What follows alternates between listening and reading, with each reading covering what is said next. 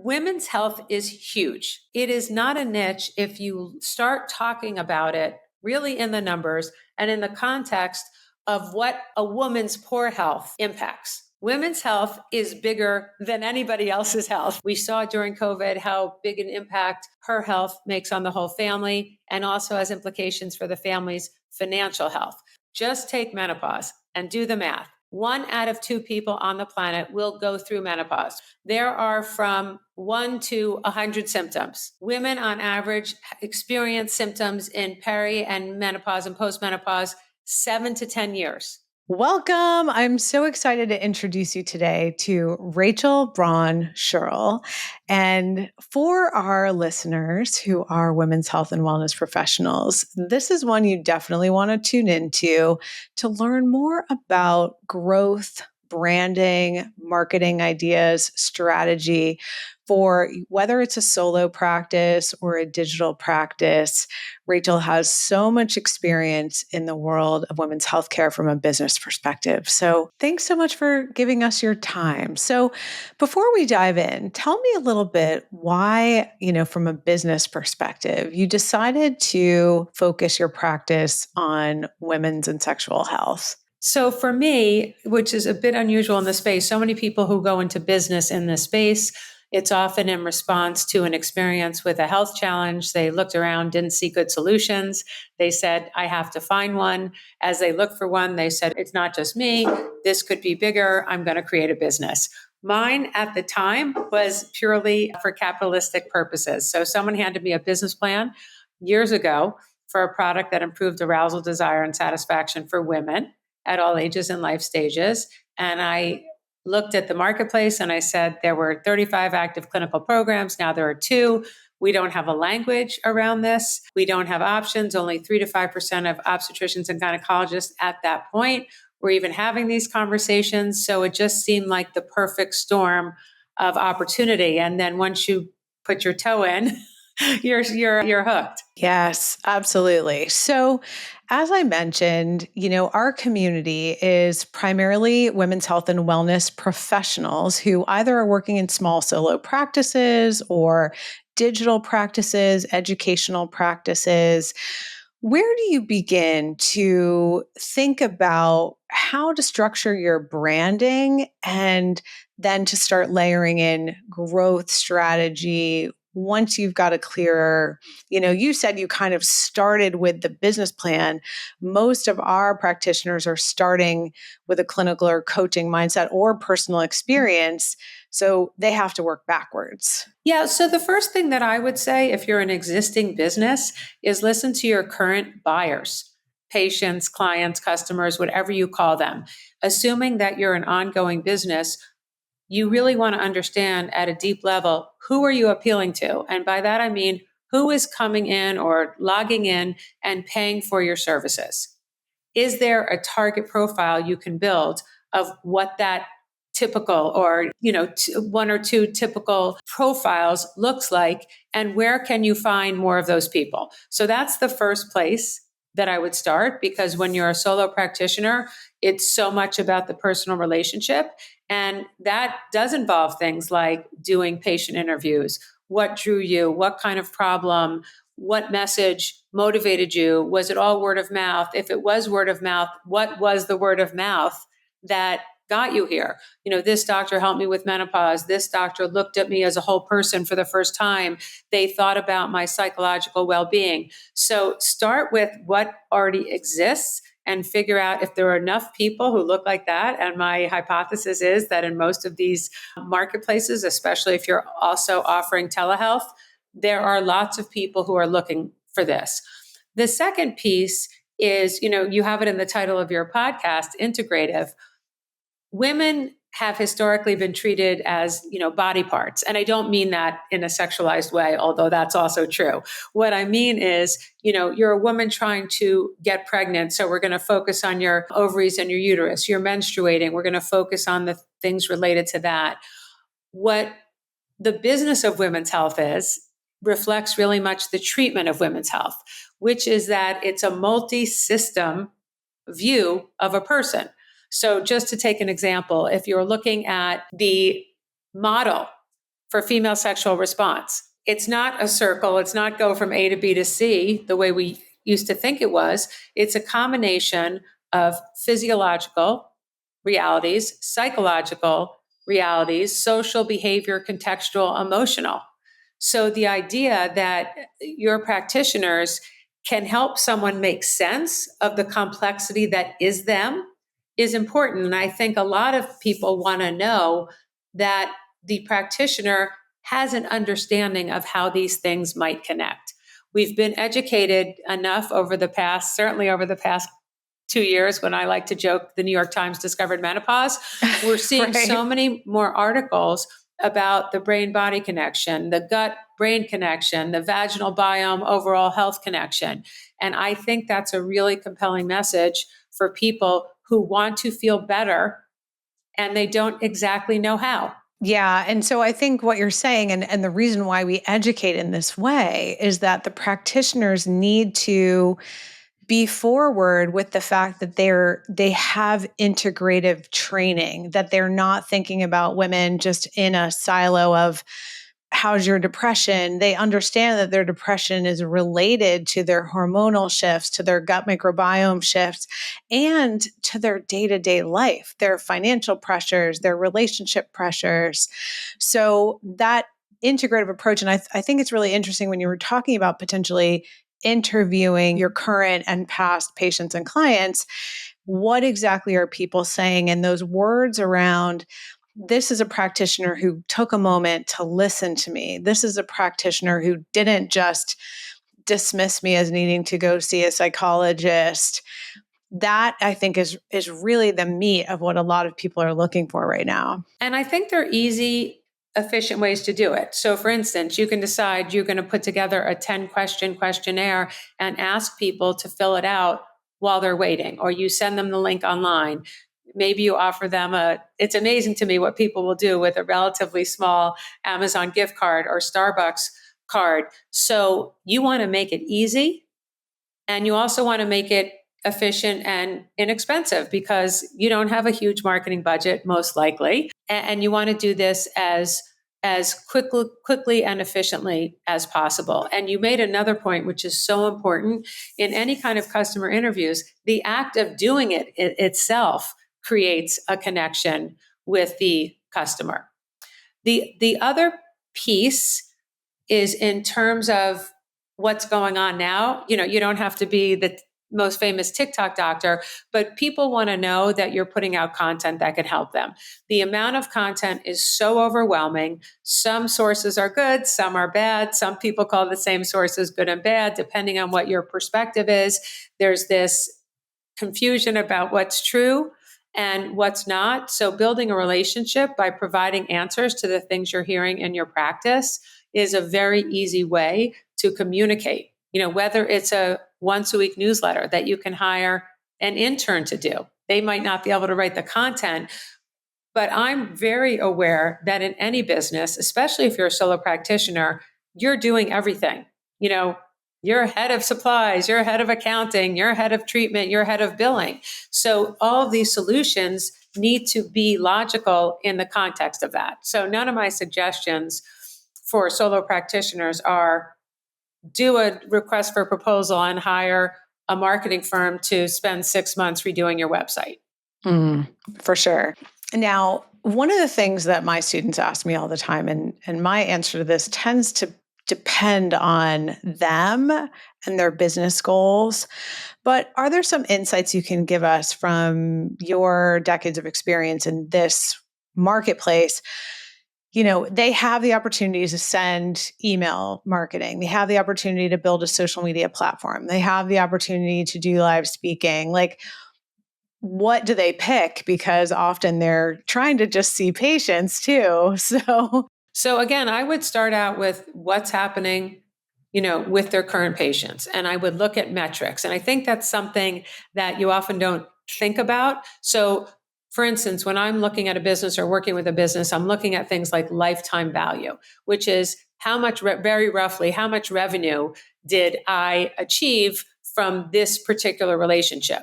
When you're looking at a practice, I would look at I would look at my existing data. And that means you have to be capturing it. How many people are word of mouth? How often does the average patient come in over a year? How much am I making from any additional products that I'm selling? Really understanding, and I'm making these numbers up, but let's say you need to cover $100,000 a year and your average patient is paying you $1,000. That's pretty clear how many patients, you need to have in a year. Is that reasonable? Are you open enough hours to make that happen? How many people would you have to see a day? What would you need to charge? All those things should not be just, I'm going to do a gut feel. But start with, is there a revenue? People go from bottom up or top down, but is there a revenue number you want to make, or is there a cost that you need to cover to keep your lights on, whether that's in your physical office or whatever the system is through which you're working with patients? What does that cost? How many patients do you need to see in order to make that happen? With the overage, which hopefully there isn't always, what will you do with it? Do you want to spend, $1,000 doing a study? Do you want to spend, $500 having patients come in and having appetizers and discussion? You have to figure out, what are you trying to accomplish? If the objective is you need to double or triple the number of patients, how do you do that? Well, if your practice is built on word of mouth, how can you motivate existing customers to come back? Can you offer them a 20-minute coaching session? Can you offer them, access to some materials that you only get as a practitioner? How do you motivate people to be your ambassador and bring in other people? There's a measure that is used often in business called Net Promoter Score, which very roughly translates into how likely is someone likely to recommend you. And it varies dramatically by category, and women's health tends to be at the lower end. But you're looking for a Net Promoter Score that's, certainly above 50, if not above 70, which means 70% of people are likely to recommend you or to give you a positive recommendation. So I think oftentimes what happens when you embark on a growth strategy is exactly what you said, Jessica. How do I do this? I'm just trying to see patients. Well, start with, is a model where you're just seeing patients going to work financially. Mm-hmm. How, things like that lots of people don't collect. How often are they coming back? What is the average cost? Are there any other ancillary products? How long does it take from the time someone first reaches out until they make an appointment? How do you shorten that time period? Ultimately, it's about, customer acquisition. What does it cost you to get paying customers in the door? And I know lots of your practitioners are not necessarily looking for venture capital, but one of the metrics that we look at all the time is customer acquisition cost over lifetime value, which means, does it cost me more to acquire this patient than it does in terms of the revenue they generate? So again, using fictitious numbers, if I make $500 a patient, and that includes everything, that includes my staff, that includes a percentage of the utilities, that includes all my overhead and all my marketing, and I have $500, what am I willing to spend to get that new patient in the door?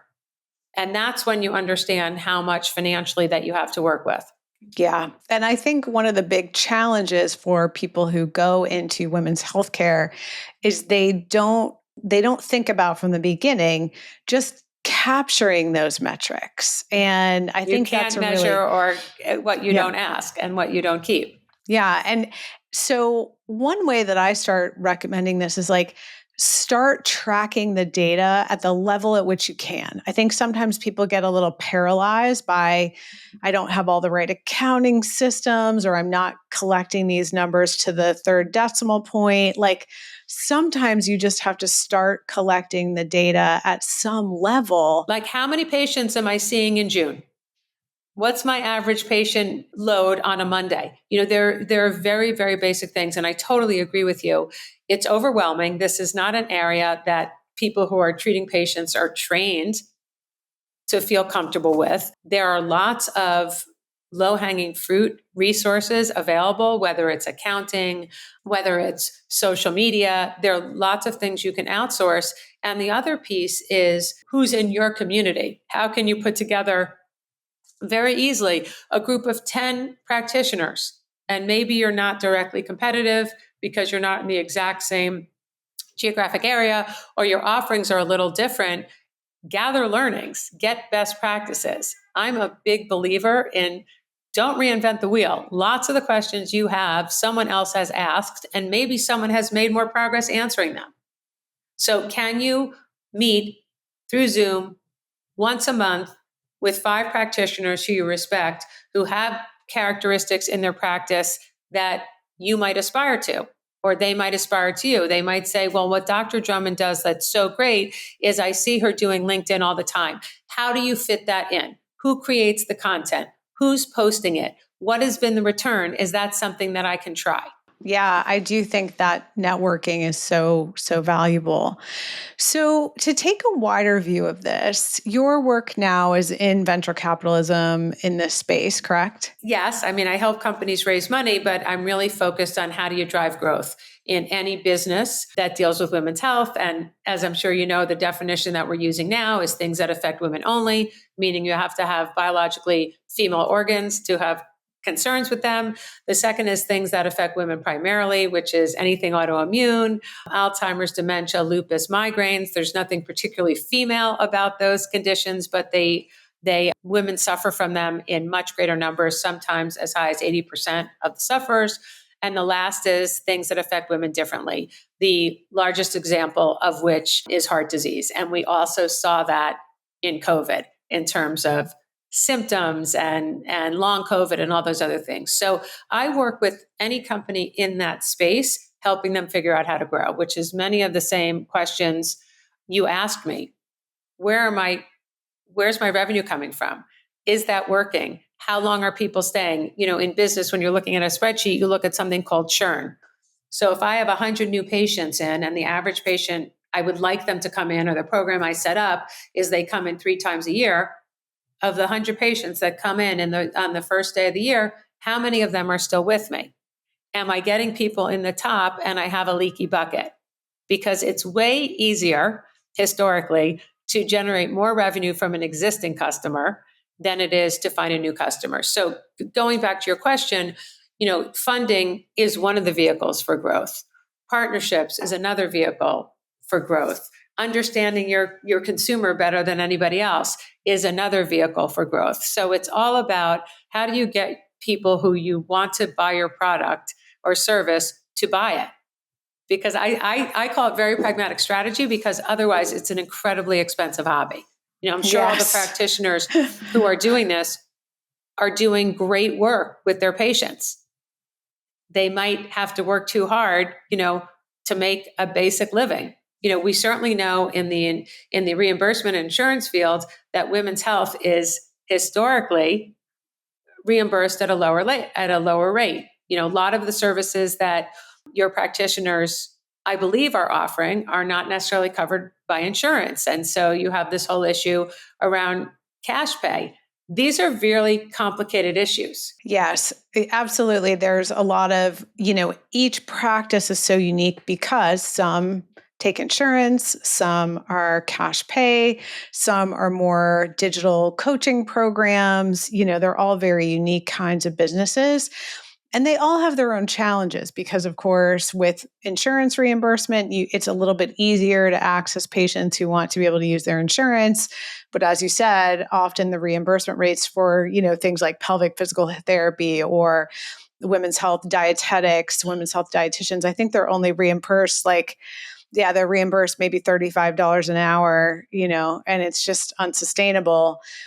And then others have no codes at all. Health coaching has some codes, but they have not been accepted by Medicare or the insurance companies yet on a consistent basis. So I do think the payment issues are big challenges. And then for the direct to consumer cash pay, you have a limited number of consumers who can afford this kind of direct consumer care.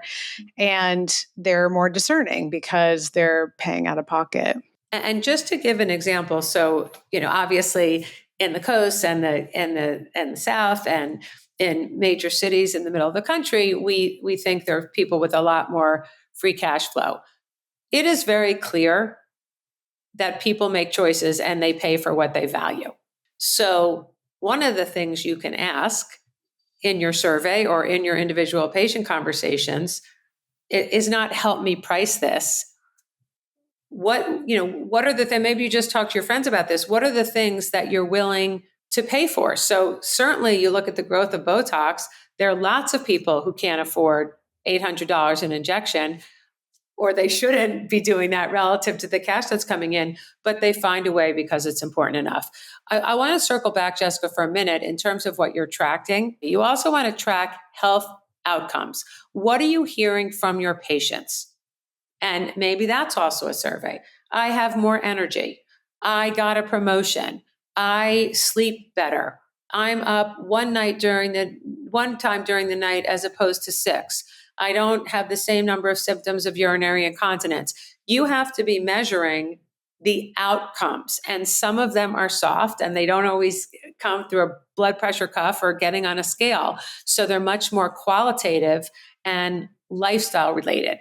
The other challenge in general, I think, with an integrative view of health is that's not how most physicians are trained. And it's also not the experience most patients have had. You go to the doctor to treat a disease, or you have a concern, you go to the doctor. We have not figured out in our healthcare system how to create and elongate wellness.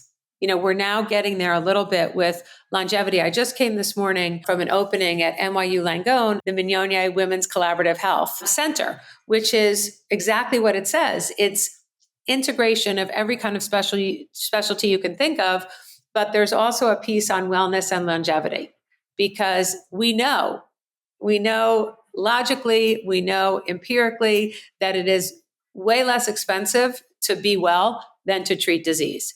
And one of the things that's happened in women's health in the last couple of years is we're now seeing the economic models that say that. Yeah. Well, and for us, in our data, that's one of the reasons why we launched our longevity certificate program for women's health, because exactly what you're saying, longevity, prevention of dementia, of long-term nursing home requirements, of hip fracture, spine fracture, of cardiovascular disease in women really starts in the late 30s to early 40s. That's when the implementation of longevity has to happen. Now, it's never too late. Certainly, we can start with women in their 70s, but that economic benefit really expands out. And the lifestyle benefit. Yeah. And the health benefit and the, quality of life benefit. Absolutely. And so that message is starting to get out there. What are some of the other big trends in our organization? Absolutely, the longevity conversation. We've been talking about endometriosis for 25 years and chronic pain and perimenopause and menopause. Are there any other trends in women's health that you see as being more in the public awareness? Well, there are a few. Obviously, you can't turn left or right without reading about menopause or seeing a new menopause company, which is terrific that the conversation is much more active. And what I said early on, when I got into the space where I saw the biggest opportunity, was there was no conversation. We're in decade 3 of a world with Viagra, and we talk about bigger, longer, stronger. When I first got into women's satisfaction, women traditionally don't think of sexual activity as a performance sport. You need to have the vocabulary to be able to have a conversation. So we're making progress in menopause. We're making progress with the new definition that I laid out. There are more people talking about it. There are more sources of capital. There are more women's health funds. There are more women who have had an exit or are at a stage in their life where they have money to invest. All those things help. Those are really important. In terms of what I see from sort of the diagnostic, or what diseases are we talking about, or conditions, I see a lot around how do we teach hormonal health. Hormonal health isn't just when you menstruate. It's not just when you're pregnant. It's not just when your estrogen drops during menopause. But can we be taking a longer term view and think about a life cycle of hormonal health? The other place where I see prevention really so desperately needed, and what a lot of people are talking about is, you mentioned pelvic pain and PCOS and endometriosis. We've all heard the sobering statistics that it takes 7 to 10 years on average to diagnose PCOS or endometriosis.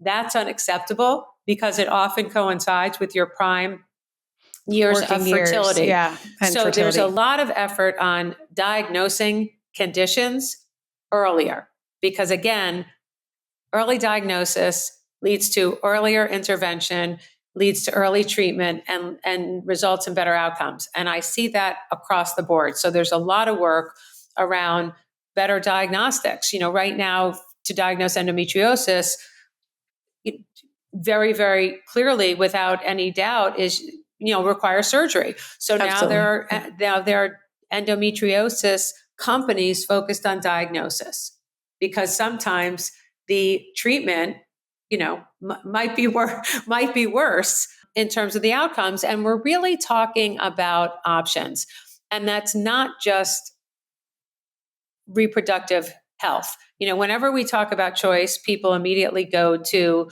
abortion and termination, and that's critically important.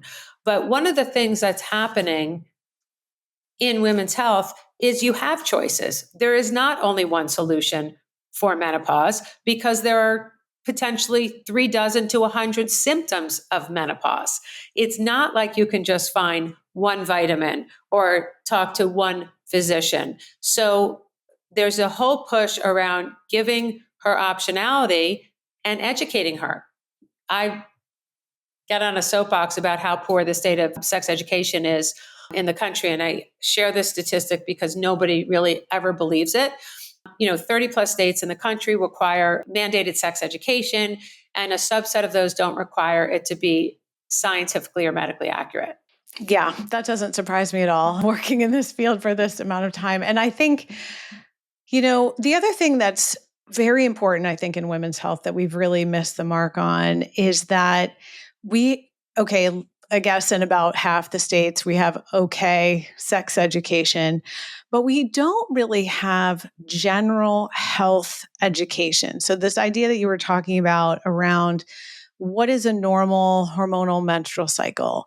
What symptoms are normal? And I do highlight the work of Shannon Cohn around her organization. And we've been supporting this program called the Nurses Training Initiative, something like that, where they educate school nurses, but pediatricians, women's health starts in puberty.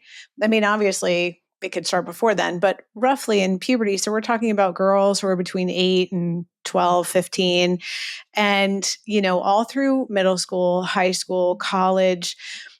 These are important years for optimizing health in general, bone health.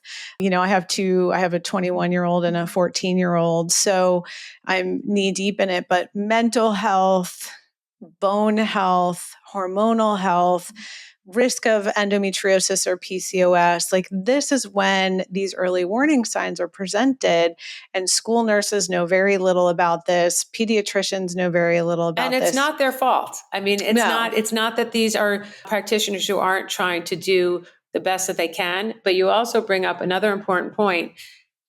If you're looking at someone from an integrative health or wellness perspective, you can be the source of education. Yeah. She or he coming into the office doesn't often have the basic information. And so this isn't new, but what we're seeing companies and practitioners fill the gap with information. I was just interviewing an MD who is on integrative health, and, was really talking about the mind-body connection. And so much of the work she did, she had to educate herself beyond what she learned in medical school or, in her residency. Yeah, absolutely. I think, people who are pulling together those pieces and providing education, whether it's through public forums like YouTube or social media, but also directly to their population of clients, to their local communities, speaking and educating people directly. Because if you're not really getting standard good health or sexual education, they don't have this information, and there's a lot of misinformation on social media. Misinformation, I think, is such a crazy word, because the reality is it's just they're teaching people things that are wrong. It's just noise. You shouldn't even call it information. Yeah, like misinformation. White noise is in the meaningless. background. Yeah, and a lot of times it's incorrect to the point of being dangerously wrong.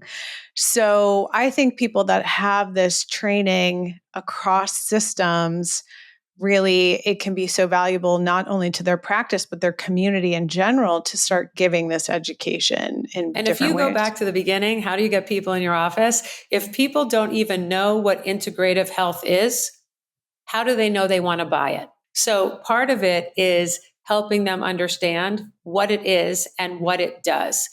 And sometimes it's difficult to pinpoint, I reduced your blood pressure or you lost 6% body fat, but there are metrics. There are actual physical metrics of wellness. Going back to the piece with menstruation, there are lots of physicians who are talking about the menstrual cycle as a new vital sign. We hear over and over again, it is not normal to be in excruciating pain when you menstruate. It is often an indicator of a concern that you need to do some more digging on. So I look at the people who are practicing in your network, a huge opportunity to help people look at their health in a bigger, broader way, and in a way that they can connect their choices to how they feel living their life. Yeah. Yeah. So it's really about that data collection and then education to fill the gaps. We talk a lot about being focused. Women's health isn't really a niche because it's so many people. So, because so many things are algorithmically driven at this point, what are your thoughts on sub niching in women's health, if you will? The smaller, the better. So it's interesting. My sort of life pledge is before I die, no one will ever use the phrase women's health and niche in the same sentence. Women's health is huge. Women's health is bigger than anybody else's health. It has a bigger impact on the family, on the family structure. We saw during COVID how big an impact her health makes on the whole family, and also has implications for the family's financial health. So the first place I would say is it is not true. Just take menopause and do the math. 1 out of 2 people on the planet will go through menopause, whether it's surgically, chemically, or over the life cycle process induced. 50%, 1 out of every 2 people. There are from 1 to 100 symptoms. Women on average experience symptoms in peri and menopause and postmenopause 7 to 10 years. I sort of challenge people with that equation to say everything else is a niche. The numbers don't support the language, which is why the conversation is so important. Even when you look at sexual arousal, so 30% of men have ED. They're multi-billion-dollar businesses, and certainly they were before they were off patent.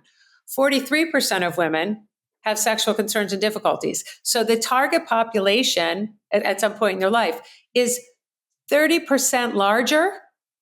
So it's just not true.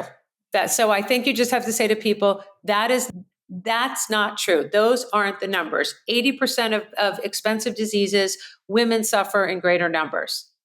It's not just about fertility, and we think of the number of live births in the US, and it's a finite number, and apparently it's going down.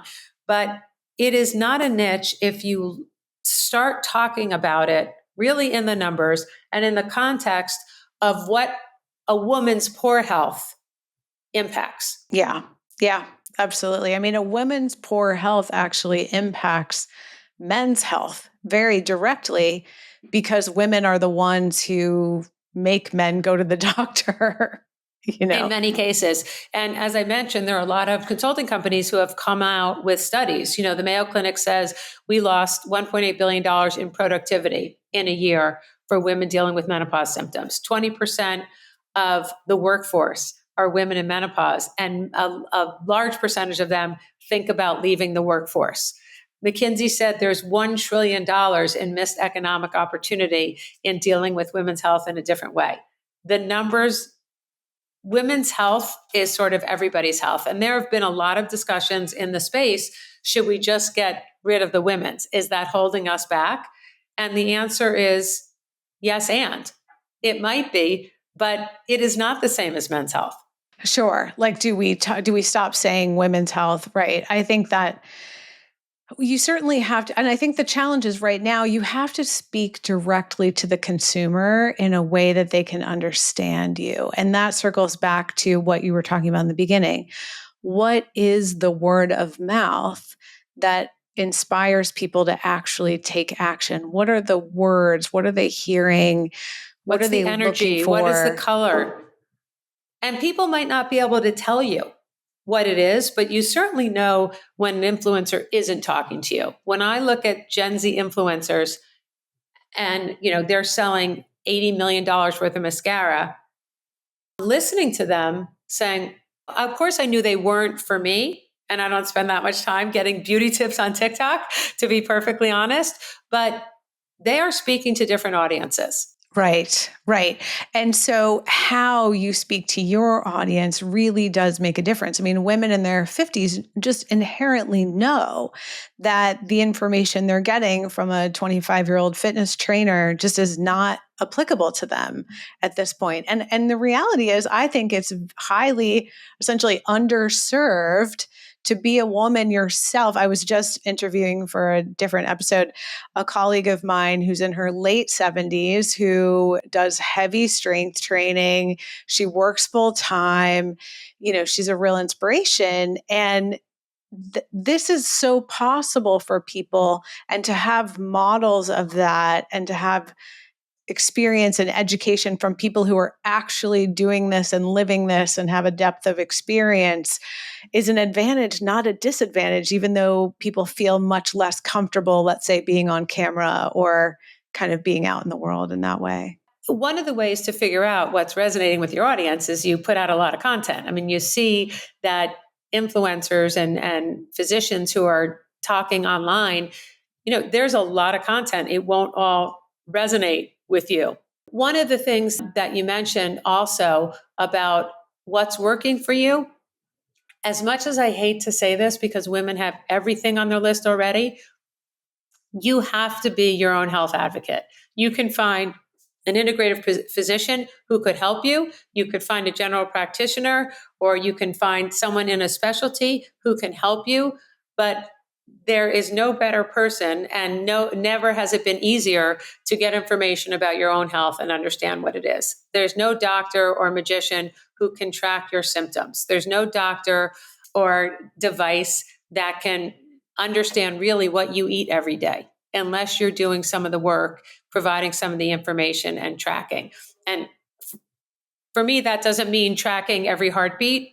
For some people, it does. Well, and that really is the key role of health coaches, right? Because health coaches, that is the role, is to keep women empowered and centered as essentially the CEOs of their health team, but also understanding how each treatment is integrating within their life, are they having any side effects? Is eating too much or too little protein changing how they feel? That's really the magic of health coaches. They have the communication skill set to help people understand exactly how to do that, even if they're and even traveling. what to look for. Maybe I never considered that my protein intake is having an impact on my energy. Yeah. And how do you do it if you're traveling full time for work, or if you're going to your mother-in-law's house for a holiday, or if you just had a new baby? Like, how do you keep up with all of it? And that's really where health coaching, I think, fits in so seamlessly.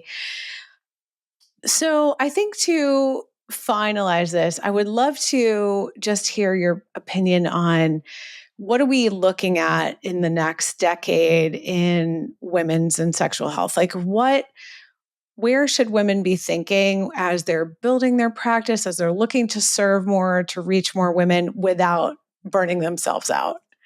Yeah, that last phrase makes it a little bit difficult, but it will be an understanding of hormones, not necessarily because you want to prescribe them, but because now everybody is talking about hormones after 20 years of women suffering and not being considered candidates, certainly for HRT, we're now having conversations around hormones. You have to understand hormones. You have to, biome is starting to filter into the common language. What is that? And I think one of the challenges is getting to some real metrics of health. BMI isn't good enough. Blood pressure isn't good enough. How do you make it easy for someone to understand what their health state is? I think integrative coaching is a great option because people are desperate for connection and information. And the relationship that your practitioners, and this is my perspective, so correct me if I'm wrong, is in a certain way more intimate. It is more personal. It is more detailed. It is more comprehensive. So we're also seeing this unbelievable need for connection, which you don't usually think of going to a healthcare practitioner for. But going back to your original question, I think we'll have many more options. I think we will hopefully start to see better and earlier diagnosis of diseases. I think we'll start to see earlier intervention. I think we'll start to see easier solutions. That's a whole nother area. GLP-1s are doing a lot of amazing things. And, doctors are saying, what happens when you go off? What happens if you don't change anything else? The same conversation that we've been having for years. I think people will have even more ways to get their health care. So, telehealth really changed the game for patients. I think we're going to see most people have a combination. I think we're going to see a big burden or a big responsibility on patients to be tracking information, because if you see a physician once a year, a lot has happened in those intervening 365 days that he or she might not know about. And I would say we're going to see much clearer definition and activities related to wellness. How do you create wellness? Now, we know any doctor I speak to in any therapeutic area, whether it's professional, for doing work in this space, or personal, you need to eat better, you need to hydrate, you need to sleep more, and you need to exercise. Okay, got it. In what amounts, in what numbers? We really are going to be getting to personalized solutions for people. And with the amount of data that we have, we're able to do that. At least we have the potential to be able to do that in a way we never have before. Yeah, absolutely. Thank you so much, Rachel, for your time, for your insights, for your wisdom to help people really connect the dots around how to communicate better with their potential clients, how to better retain and better serve the clients they're already working with. I think, like you said, that's a huge area of growth that is probably right under people's noses. And some of the ideas and thoughts and insights from your experience about what's coming. So I think it's a challenging and exciting time in women's health. And we have a lot of opportunity here. Absolutely. I think for the first time in a long time, we have at least some winds at our back. Even if you look in the news and you see what's happening with funding, which is scary and real, the army of people caring about this and having money to invest in this continues to get bigger, and the interest continues to grow.